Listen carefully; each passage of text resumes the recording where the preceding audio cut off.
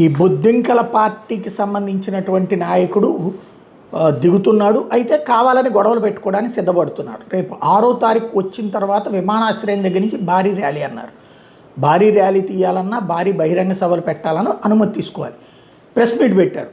అనుమతి తీసుకున్నారా అని అడిగితే తీసుకోలేదు, అవసరమైతే అప్పుడు ఆలోచిస్తామంటున్నారు. అంటే అనుమతి తీసుకోలేదని అరెస్ట్ చేశాను కదుగో చూసారా, మమ్మల్ని అరెస్ట్ చేశారు, వాడు అరెస్ట్ చేయడానికే వస్తున్నారని చెప్పాడు. ఇంకోటి, అక్కడ అతన్ని డిపోర్ట్ చేశారు, అతని టర్మ్ క్యాన్సిల్ అయింది కాబట్టి వస్తున్నాడు తప్పించి దేశం మీద ప్రేమ కాదంటూ అతని వ్యతిరేకులు ఆల్రెడీ ఎక్స్పోజ్ చేస్తున్నారు. ఇంకోవైపున బీజేపీని అన్ఫాలో కమ్మనమని ఇచ్చినటువంటి సీజేపీ పిలుపుతో ముందుగా వాళ్ళకు ఉన్నటువంటి 22.9 మిలియన్ల సబ్స్క్రైబర్లు ఇప్పుడు 22.1కి తగ్గారు, 8 లక్షలు. అదే సమయంలో బీజేపీకి 8.7 మిలియన్లు ఉండేవాళ్ళు ఇప్పుడు 9.4 మిలియన్లకు పెరిగారు. ఇవన్నీ వీటితో ఏదో అయిపోతుందని కాదు, కాకపోతే ఇప్పుడు ఇష్యూ కొత్త పుంతలు తొక్కుతున్నటువంటి అంశం.